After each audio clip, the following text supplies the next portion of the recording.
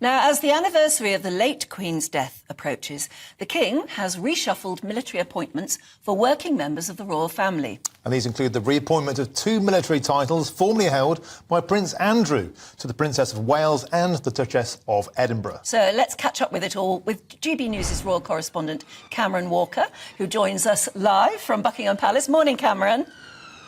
So this is basically, Cameron, a redistribution Good morning, Anne. Of the titles that Prince Andrew used to have and Prince Harry. Yes, certainly in Prince Andrew's case, that is correct. I'm describing it perhaps as a bit of post-accession housekeeping by His Majesty the King. As you said, it's getting close now to the anniversary of the death of Queen Elizabeth II, who herself held 50 military appointments of UK armed services and indeed the Commonwealth as well. And Buckingham Palace last night was keen to emphasise that working members of the royal family are being redistributed with these new military roles. So as for the King, he's holding on to 8 himself, including the sponsor of that magnificent British aircraft carrier HMS Queen Elizabeth. No roles, as you could probably expect, for Prince Harry, Duke of Sussex. As for the Duke of York's former roles, of course, he is the disgraced Duke now. The Princess of Wales, she is becoming Commodore-in-Chief of the Fleet Air Arm, something previously held by Prince Andrew. Sophie, Duchess of Edinburgh, she is becoming Colonel-in-Chief of the Royal Irish Regiment, again previously held by Prince Andrew. 3 extra roles each for the Prince and Princess of Wales. Of course, the Prince of Wales being heir to the throne, he is getting more responsibility in his new role. The Princess is actually taking over a role from her husband, William, Royal Honorary Air Commodore of RAF Coningsby. That's the role which Prince William had actually held since 2008. So he has a long association with that role, but handing it over to his wife, Princess Catherine. As for the Princess of Wales, she's becoming Colonel-in-Chief of the 1st Queen's Dragoon Guards, also known as the Welsh Cavalry, and Charles is used to hold that role when he was Prince of Wales. William is going to become Colonel-in-Chief of the Mercian Regiment and the Army Air Corps, and the Royal Honorary Air Commodore of RAF Valley. As for Her Majesty the Queen, Camilla, she is becoming patron of the Royal Army Chaplains Department. The Duke of Edinburgh, the Princess Royal, Princess Anne, and the Duke and Duchess of Gloucester. Duke of Gloucester, of course, being the late Queen's cousin. They are all being given more military roles. But as for another working member of the royal family, the Duke of Kent, he's turning 88 in October, so no new or further responsibilities for him.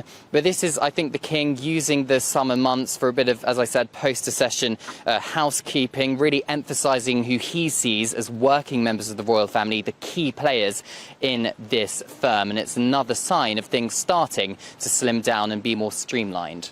I think a lot of people watching might think this is all a bit anachronistic, isn't it now? I mean, making somebody like the Princess of Wales a Colonel-in-Chief or something like that, what's the point? Except that it does become very, very important to those particular branches of the military, doesn't it? They like to know who their Colonel-in-Chief is or their patron, and there's a lot of charitable work involved too.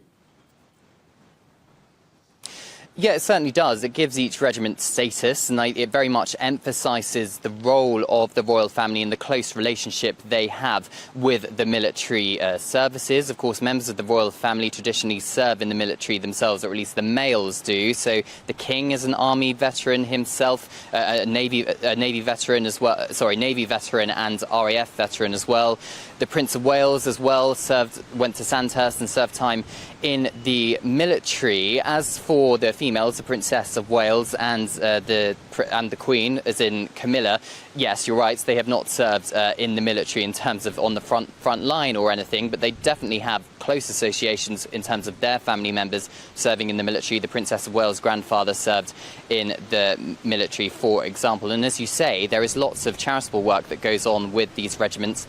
And also, let's not forget the families of service personnel, something which the Princess of Wales, we have seen really in the last year, really make a point of spending time with military families and military roles, as has the Queen as well. So it really does give a lift to the families of military veterans and indeed serving members of the armed forces. And Cameron, there's also the kind of talismanic effect, isn't there? It cements, for example, Queen Camilla into the firm and Notable by their absence, of course, Andrew and Harry. The fact they don't have an official role further underlines the fact they are now outsiders. Yeah, they certainly are, I think, outsiders. Just a few days ago, it became clear that Buckingham Palace, or the royal family's website, had scrapped HRH, His Royal Highness, from any mention of Prince Harry's web pages. Again, kind of making another point of getting him outside of the working members of the royal family. He's still very part a member of the Windsor family, the private family, but in terms of being a working member of the firm, clearly that's not happening. He now lives in California with Meghan himself. And of course, Prince Harry did serve 2 tours of Afghanistan himself. He is a military veteran. He is the only, I suppose, most senior working member of the royal family, or former working member of the royal family, to serve on the front line in recent times. And I think it was a bit of a blow for him when he stepped back as a working member of the royal family in 2020 that he lost his military titles. But it was his choice. He chose not to be a working member of the royal family. And it looks like the king is not prepared to give him any further military roles. Instead, handing it over to, well, the Queen is Colonel of the Grenadier Guards, which used to be held by Prince Andrew. So yes, it's a lot of housekeeping going on. OK, Cameron, thanks very much for bringing us up to date with the reshuffle that's gone on in Buckingham Palace behind you.